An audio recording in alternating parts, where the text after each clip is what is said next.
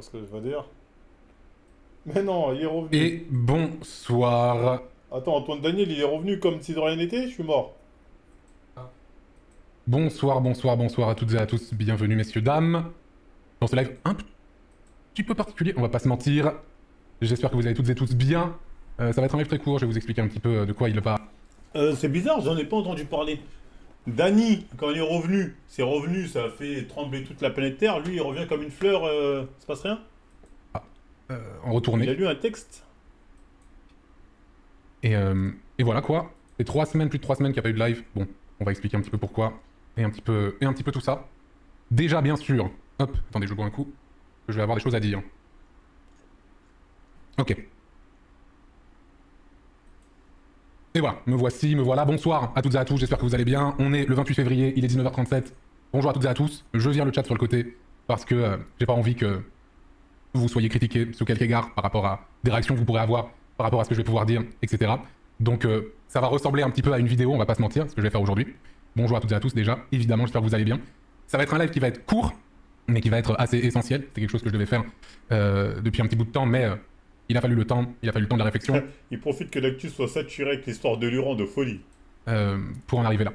Là, ce que je vais faire, c'est que je vais revenir sur les 3 dernières semaines. Et pour ceci, en fait, j'ai pas voulu, on va dire, partir à droite à gauche. Je voulais vraiment, comment dire, bien hiérarchiser ce que je voulais dire, bien m'exprimer correctement, etc. Donc j'ai préparé un texte. J'ai préparé un texte que je vais vous lire, qui est assez long, mais bon, pour un live, ça va être court dans tous les cas. Ça va durer entre 20 et 30 minutes, quelque chose de ce genre. J'ai préparé un long texte Il y en a des choses à que dire. je vais vous lire. Alors oui, ça va faire peut-être un petit peu, je sais pas comment dire, peut-être moins naturel que si je vous répondais, peut-être que si je vous parlais directement. Mais j'avoue que vu que c'est la première prise de parole que je fais depuis 3 semaines, ça va être important pour moi de bien structurer, voilà c'était ça le terme que je cherchais tout à l'heure, bien structurer mes idées, pas dire n'importe quoi, dire vraiment ce que je pense, etc. Donc c'est un texte qui va être long, qui va faire un récapitulatif de ce qui s'est passé. J'ai beaucoup de choses à dire autour de ça. Et voilà, j'ai beaucoup de choses à dire. Qu'est-ce que je voulais vous dire de plus à ce niveau-là? Bref, vraiment, des gens l'ont attrapé son col. J'ai regardé le vice, Antoine Daniel relancer un stream pendant qu'on est tous en troisième guerre mondiale en Iran. Le vice jusqu'au bout. Est-ce qu'il a calculé son coût? La question mérite d'être posée, je suis pas sûr. Là, je vais évidemment pas trop vous lire pendant, vous me direz ça changera pas beaucoup d'habitude, mais là encore moins, puisque je vais vraiment partir dans un tunnel. Voilà, Donc, raconte, hein. et ouais, voilà, quoi, plus ou moins. Je réfléchis, je crois que c'est à peu près tout hein, que j'avais à vous dire là-dessus, avant de dire ce que j'avais. Ah oui, pourquoi le faire en live du coup, vu que je vais lire le truc? C'est que, bah, je saurais même pas l'expliquer, mais j'estimais que c'était la bonne chose à faire. Que, je sais pas, c'était quelque chose que je trouvais correct, vu que c'est quand même mon médium numéro 1 sur lequel je m'exprime le plus souvent. Je me sentais pas de faire des sites sur Instagram, tout ça, ou une story quand Il a pas tort. j'avais fait lors de mon premier communiqué il y a 3 semaines. Et, et voilà quoi. Donc oui, l'exercice c'est pas le plus facile, mais bon, c'est comme ça, c'est ainsi. Et Écoute-nous pas donc voilà, j'ai beaucoup de choses à dire et on y va. Bonjour. Je voulais faire ce live pour parler de ce qui s'est passé ces dernières semaines. Je ne suis pas venu pour me plaindre ou pour vous parler de comment je l'ai vécu. Ceci ne me regarde que moi et mon entourage. Je tiens ensuite à préciser, très important, que ce texte est 100% de moi. Il n'a pas été fait par ChatGPT ou par des avocats, je sais pas quoi. Non, il est 100% de moi. Tout d'abord, alors désolé si je bafouille sur des mots du coup, ou si je bois de l'eau à certains moments, tout ça, c'est normal. Tout d'abord, je tenais à parler des premières allégations. Le 6 février dernier, un compte Instagram d'où tout est parti a fait une story disant qu'il avait reçu un message de quelqu'un qui connaîtrait des gens que j'aurais agressé sexuellement quand j'habitais à Toulouse. Les victimes seraient des personnes de 14 à 20 ans, sur lesquelles j'aurais menacé de faire du revenge porn ou de les soudoyer pour qu'elles ne parlent pas. Lors de mon premier communiqué sur Instagram, j'avais dit que c'était faux de A à Z. Et je maintiens ces propos. Je ne sais pas d'où vient cette rumeur et qui a décidé de la proférer. Je n'ai pas voulu envoyer de message au compte Instagram et en relayer les propos qui lui avaient été relatés, de peur que cela passe pour de l'intimidation ou de la recherche d'informations, dans le but de faire taire la personne lui ayant parlé. Je ne pense pas que le compte Instagram de base avait des intentions malveillantes ou a menti sur ce qu'on lui a envoyé. Quant à la personne ayant envoyé les premiers messages, ses intentions restent pour moi difficiles à cerner. Ce dont je vais vous parler à présent, c'est pour vous faire entrevoir l'espace mental dans lequel je me trouvais au moment où j'habitais à Toulouse. Difficile pour moi de prouver que je n'ai pas fait quelque chose, mais je peux expliquer quel était mon quotidien pour que vous puissiez vous faire une petite idée tout de même. Quoi, les Quand j'étais à victimes Toulouse, c'est-à-dire de milieu 2016 à fin 2018, j'ai emménagé là-bas avec ma compagne de l'époque et pour me rapprocher d'amis qui habitaient déjà là-bas ou qui comptaient y déménager. Vers mi-2017, je me sépare d'elle et je me brouille avec mes amis de là-bas pour des raisons qui nous regardent et qui n'ont absolument aucun rapport avec l'histoire dont je vous parle aujourd'hui. En fin 2017, je sors ma série audio et ce n'est pas un secret, j'ai très mal vécu sa réception à l'époque et je me pensais fini. Ceci, mélangé à mon contexte social chaotique, je suis entré dans une grande phase dépressive dont j'ai déjà parlé plusieurs fois, et je n'osais plus sortir de chez moi, sauf pour faire mes petites courses au Carrefour Market en bas de chez moi, aller chercher mes liquides à cigarettes électroniques, ou donner et récupérer le chat que j'avais adopté avec mon ex et avec qui j'avais la garde partagée. De plus, je ne répondais quasiment à plus personne, c'était la plus grosse période de ghosting de toute ma vie. Alors, je peux dire l'échelle parce que moi je suis assez fort là-dedans, mais à l'époque c'était le pire. Et en plus de ça, oui, ça je l'ai pas mis dans le texte, j'avais complètement oublié, mais j'avais plus une thune à l'époque en plus de ça, donc c'était le top. Pour en revenir aux allégations, Mais je n'avais tout simplement pas les ressources physiques, mentales et financières pour pouvoir faire chanter ou essayer de faire taire qui que ce soit. Et ce n'est évidemment pas quelque chose que j'ai fait une fois que j'ai eu les ressources financières des années plus tard. Pragmatiquement même, en tant que personne publique, je me serais tiré une balle dans le pied, si ce n'est ailleurs, si j'avais fait ça. Et j'aurais voulu disparaître définitivement dans un trou, plutôt que de tenter d'aller sur Twitch début 2018, et j'aurais vécu avec cette gigantesque épée de Damoclès. Il a dit garde partagée pour un chat, je sais pas qu'à là. Ils font vraiment ça, les gars? Donc ils ont un chat, après ils font des gardes partagées. En gros, leur chat, c'est leur fils, putain, dégénéré. Au-dessus de ma tête tout le long de ces dernières années. Je ne serais plus apparu publiquement, et j'aurais encore moins tenu les discours et les positions que j'ai pu avoir ces dernières années. Mais le plus important, c'est que ce n'est tout simplement pas ce que je suis. Je ne suis pas attiré par les gens aussi jeunes, et le pouvoir que je pourrais avoir sur eux m'est rédhibitoire. C'est quelque chose que j'ai souvent cherché à faire. T'es attiré par les jolies femmes. Et il se trouve qu'il y a des jolies femmes qui sont jeunes. Sauf que nous, moralement, on se dit on n'y va pas. Et toi, tu t'es dit go, go, go. Enfin, d'après ce qu'ils disent.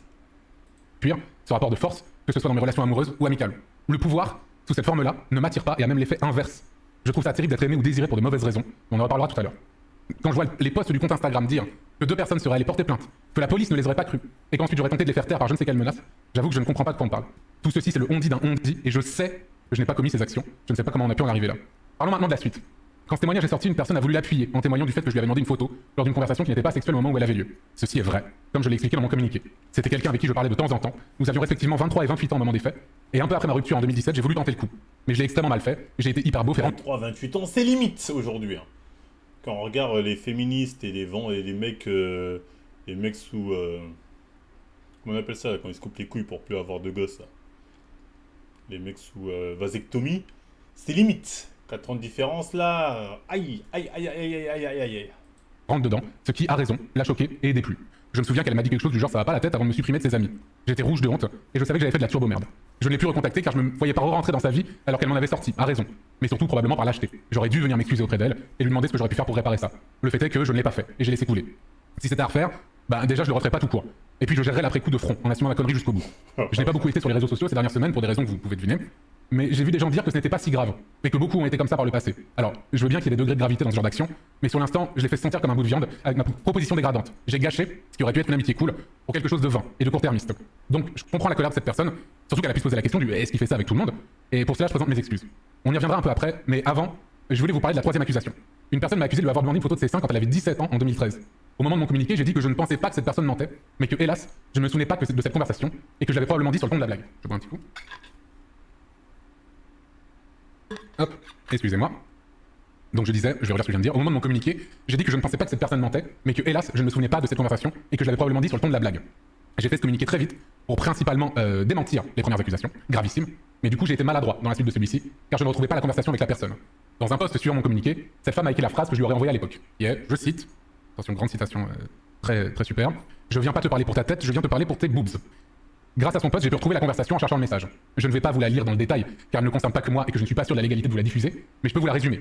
Cette conversation date de mai 2013, et à l'époque, ma chaîne YouTube explose, et je reçois des dizaines et des dizaines de demandes d'amis sur Facebook. Ce qui fait que j'en ai plus de 2000, car j'acceptais tout le monde à ce moment-là, c'était vraiment tout le monde.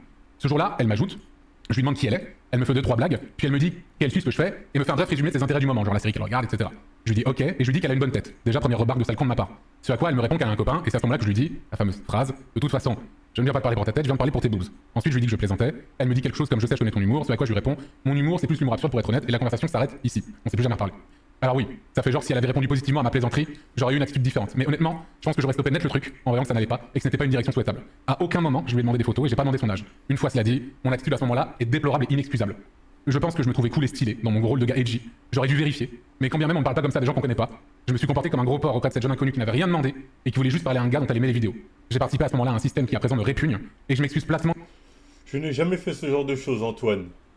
Moi, qu'on voit comme l'harceleur ultime, j'ai jamais eu ce genre d'études avec les meufs. Hein.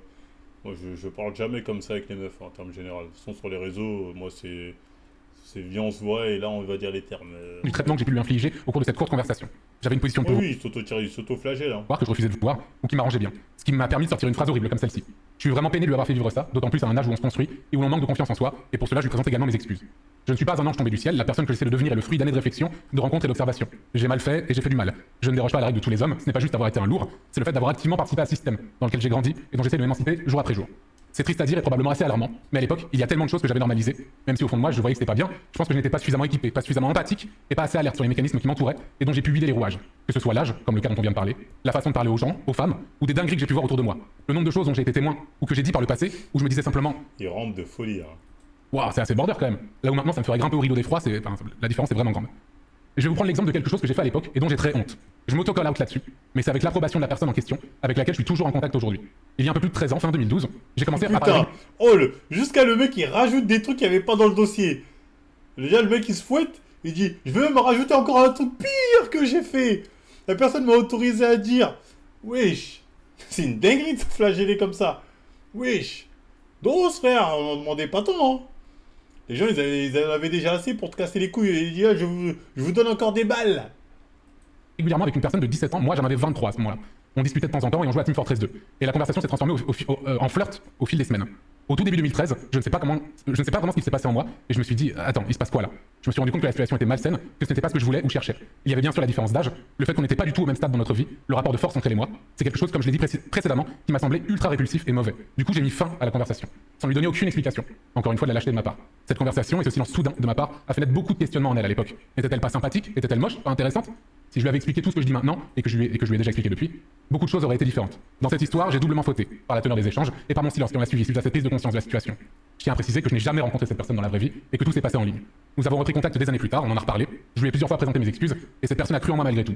Au fil des années, elle n'a jamais été vindicative, ce qui aurait été son droit, et a toujours été attentive et à l'écoute. Elle sait que j'allais parler d'elle dans ce communiqué, car pour ce qu'il s'est passé, elle méritait bien que son histoire soit reconnue et entendue. Je ne cherche pas à me dédouaner de mes actions et à me cacher derrière ce que je viens de dire, et je suis prêt à en payer les conséquences. Je tente juste d'expliquer l'état d'esprit dans lequel j'étais à l'époque. Il est une chose de proférer des excuses, mais il faut aussi un minimum de cohérence, et il est temps de prendre mes responsabilités. J'ai pensé En gros, là, il est en train de dire 23-17 ans, j'ai fait une dinguerie, nanani. Tu vas dans n'importe quel lycée, là, toutes les meufs sont avec des mecs de 23 ans, sa mère. à contacter les victimes pour m'excuser directement et voir comment je pouvais offrir réparation. Mais je ne voulais pas qu'elles se sentent intimidées. Du coup, j'ai contacté une association spécialisée dans ce genre de cas pour faire tampon entre nous, afin qu'elles puissent parler dans un espace sécurisé et entre guillemets neutre. Je n'ai pour l'instant toujours pas eu de réponse. Je profite du coup Carrément, je fais appel à une association. Ah bon? de cet instant pour inviter les personnes concernées, si elles le désirent, à me contacter si elles veulent en parler, que ce soit directement ou par le biais d'une association, savoir ce que je peux faire pour réparer ce qui a été brisé en elles par mon attitude. Et si elles ne veulent pas et laisser tout ceci derrière elles, je le comprendrai totalement également. Dans tous les cas, ma porte reste ouverte. En fait, ces gens-là, moi, je pourrais jamais m'entendre avec des mecs comme ça. Je ne cherche pas à soulager ma conscience, car je le garderai toujours dans un coin de ma tête, mais je tente juste d'être cohérent avec la personne que je suis à l'heure actuelle. Pour ce qui est des victimes, et je ne parle pas des allégations sur Instagram, j'ai vu des gens décrédibiliser leurs témoignages, comme on en a l'habitude dans ce genre d'histoire. Et je tiens à dire que ce qu'elles ont dit les concernant est vrai, qu'elles ont eu le courage de le faire publiquement, et que tout harcèlement qu'elles ont pu subir à ce moment-là est inacceptable. Vous ne me connaissez pas, c'est très gentil, mais je n'ai pas envie d'être défendu par des gens qui ont des attitudes Ouais, en fait, les mecs comme lui, c'est pas des potes, en fait. Ce mec-là, non, tu peux pas être harcelantes pote avec des mecs envers comme celles qui prennent la parole. Ensuite, il faut que je Tu vous... vas lui dire, ouais, quand j'avais 17 ans, un jour, j'ai fait ça, ça, ça. Il va dire, t'es sérieux? T'as fait ça? Ah, tu me dégoûtes, dégage, je vais le dire à tout le monde sur les réseaux. Frérot, je te raconte un truc quoi. Tu sais, c'est des mecs bizarres, c'est des mecs bizarres. Et je vais dire, ouais, j'avais 17 ans, la meuf, elle voulait pas Ken, vas-y, ça m'a vénère. Je lui ai dit, bah dégage de chez moi, nanani, ou je sais pas, un truc comme ça pour eux. Ah, comment t'as fait? C'est une dinguerie! T'as fait une dinguerie! Tu refuses de m'associer avec un mec qui a fait une dinguerie il y a 20 ans! T'as fait une. Ouais, tu peux pas en fait, tu peux pas, il y a des gens avec qui tu peux pas. vous parle des valeurs et des discours que j'ai pu tenir au fil des années concernant JDG, il est pas comme ça, hein. Je pense pas que JDG est comme ça. Hein. ces sujets-là. On m'a beaucoup reproché dans cette histoire d'avoir dit « on croit les victimes qui prennent la parole ». Et bien que ça va peut-être vous sembler contre-intuitif par rapport à ce que je vis en ce moment, bien je reste sur ces positions. Le risque que prennent les personnes qui parlent et alertent est tellement grand qu'il n'y a généralement quasiment aucun intérêt à le faire. Tu te prendras du... Bah en fait, lui, ce qu'il dit, je résume. Les victimes, elles ont raison, mais je remets du contexte. Elles ont raison parce que c'est leur perception des choses et comme ça. Mais en mettant du contexte, moi, c'est pas comme ça que je l'ai vécu. Mais elles ont quand même raison et voilà, on faut pas les blâmer, on les croit quand même. Même si elles ont raison, mais elles sont trompées. Tu vois, c'est... Voilà, elles sont trompées sur mes intentions. Mais je peux comprendre, tu vois, en gros, une Zumba de folie qui me sort là. Ça me casse les couilles. Franchement, je veux dire, il me fait chier. Toi et ta putain de calvasse, tu mérites ta sauce. Tu la mérites et on va continuer à te casser les couilles avec toi. Alors, on croit, on vous croit. Donc t'as fait ça, hein. Donc pervers. Donc tu parles avec des petites. Elles ont même pas le bac. Donc toi, tu parles avec des petites de 17 ans. Même pas le bac. Hein? Même pas encore le bac de français, là. Hein? T'aimes bien ça, hein? On va te le dire, parce qu'apparemment t'assumes. Donc on va te le dire. du harcèlement. On remettra en question ton vécu, ce qui est d'une violence inouïe, et on t'associera à cette histoire pour longtemps. Donc oui, je reste sur cette... Ah ouais, Sardoche était un peu plus digne. Hein. Bon, Sardoche, il a quand même chialé en live en mode ah. Donc il était pas si digne que ça, Sardoche. Il a quand même chialé en live, Sardoche. Arrêtez. Non, je te regrette tellement. C'est pas très digne. The Kairi était plus digne. Hein. Pour moi, des trois, The Kairi était le plus digne. Hein. Même si son délire de mais je suis amoureux d'elle, c'est ma femme, on va se marier. Même si son délire, pour moi, il était totalement perché dans un truc, mais il était plus digne. Ouais, ça doit chercher à aller. Hein. Ça doit chercher à aller. Valeur-là, parce que c'est ce que je pense profondément, et ce qu'il vient de se passer ne la changera en rien. Pour ce qui est des premières allégations sur Instagram, ce ne sont pas des témoignages. C'est terrible, là. Snaku a pleuré aussi, ouais, Snaku c'était son. Juste des rumeurs qui viennent de je ne sais où, je ne sais pourquoi. Comme je l'ai dit plus tôt, je sais que je n'ai pas commis ces actions, et le fait de le savoir est ma lumière au bout du tunnel. Quitte à en être là, Le plus digne, c'est Gonzaro. Gonzaro, il s'est fait choper, il s'est harakiri, il s'est akaï. Il a dit, je vais même pas m'expliquer, je déconnecte tout, je me barre, au revoir tout le monde. Bah, Gonzaro, bon, au moins, tu sais, lui, bon, il a assumé ses dégueulasseries, il a dit, bon, je me hakaï, au revoir les gens. Voilà, genre, je voulais faire un petit message pour certaines personnes d'extrême droite qui se sont régalées de cette histoire. Cette même extrême droite qui s'est offusquée de la cérémonie d'ouverture des Jeux Olympiques, car on y voyait des drag queens, sous prétexte de... Ouh là là, il commence à dire, mes ennemis, c'est l'extrême droite. Moi, personnellement, je suis pas d'extrême droite. Mais je veux dire, il y a des gens. Je pense que majoritairement, les gens qui t'ont attaqué, c'est pas des gens d'extrême droite, c'est ton public. Parce que là, il est marrant, il attaque l'extrême droite, mais nous, on avait fait une vidéo, hein, rappelez-vous, c'était des meufs cheveux courts qui suivaient ses lives et qui disaient ah, c'est atroce, tu m'as déçu. C'est pas l'extrême droite. Même ceux qui t'ont affiché, c'est pas l'extrême droite, ça, c'est ton public de gauchistes. C'est ton public de gauche. Donc là, t'as Bondo dire ah, c'est l'extrême droite, au final, mes ennemis. C'est ton public qui t'a attaqué. Hein. Les extrême droite, ils ont fait que rigoler, dire ah, bah bien vu, tu l'as mérité, vu comment t'ouvrais tes dents. Et ils ont pas tort en fait. de protéger les enfants. Ces mêmes personnes qui, lors de cette affaire, se sont réjouies que de potentiels enfants de 14 ans aient pu être agressés, car ce n'était pas par une personne de leur camp. On a pu voir le vrai visage de ce que j'ai été par le passé. Voilà, Sardoche quand il chialait, hein, pour ceux qui n'avaient pas vu. C'est pas digne. Hein. C'est trop dur. Il chialait comme son live, il était pleure, sale pute, on s'en bat les couilles. Ça, son chat, c'est que bah, t'as qu'à pleurer. Tu vois, il pensait que. Il a pas compris que c'était pour les meufs ce bankai. Il a pas compris ça. Il a sorti ce bankai, mais non, c'est pas un bankai en fait quand t'es un mec, ça marche pas. Tu vois, et puis toi c'était bah chial. Non, non, non, on s'en bat les couilles. Trompé, tu vois, en fait, trompé. Mais on voit le vrai visage de qui vous êtes maintenant. Je n'ai même pas besoin de vous parler de l'autre abruti, car vous avez... J'en ai marre de t'associer Oui, bon, moi il y avait sa meuf, oui, bon. à...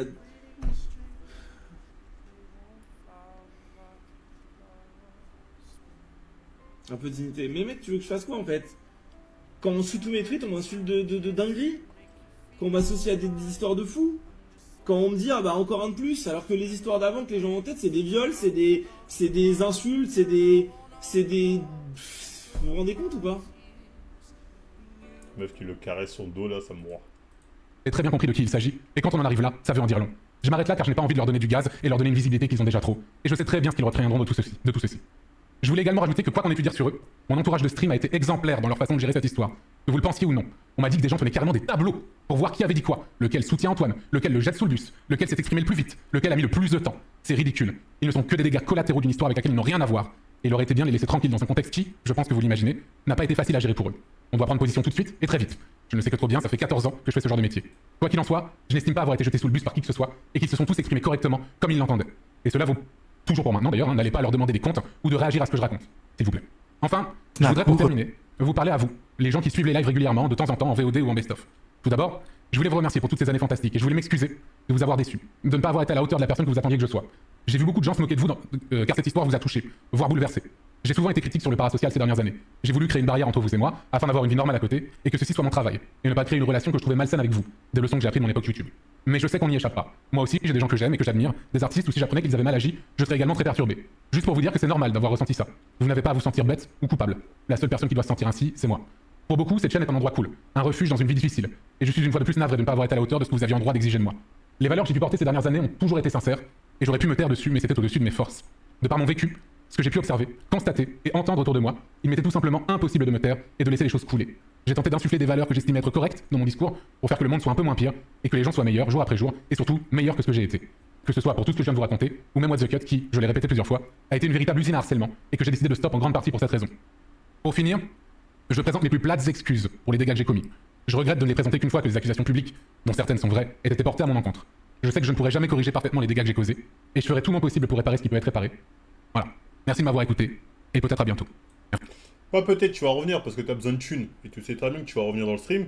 En fait, il a fait une Nathalie. Pour ceux qui se rappellent la réaction de Nathalie, c'est-à-dire, effectivement, je crois les victimes, même si je pense qu'il y a un problème de perception, mais j'ai la bonne foi de reconnaître que oui, de ne pas remettre en question la parole des victimes. Donc par cela, je suis plus pardonnable que les gens qui diront non, on ne croit pas les victimes. C'est une Zumba inversée pour s'en sortir. Et ça fonctionne, hein, ouais. Déjà, ses potes ne font pas lâcher. Bon, pour le coup, on peut dire lui, il y a des vrais potes. C'est pas comme certains où tes potes ils te lâchent en mode démerde-toi. Pour le coup, lui, ses potes ne vont pas lâcher. Donc c'est bien. Et il va revenir, hein, il perdra un peu de public, mais il reviendra, ça sortira bien. Hein. Mais ouais, la réaction de. Moi, je suis pas trop sur cette DA de. Oh oui, victime, quand tu sais que quelqu'un ment sur toi, moi je l'insulte sa mère. Je l'insulte sa mère. Revient et s'explique sur son drama. Je pense que tout le monde l'a vu. M'a sali sur Twitter. Je ne sais quelle raison. Et je sais pas pourquoi ni comment. Les gars, je suis comme vous en vrai, tu vois. Ça m'a beaucoup affecté. Lui, il a vraiment pas été clair dans ses explications, celui-là. Hein. Ça m'a fait du mal.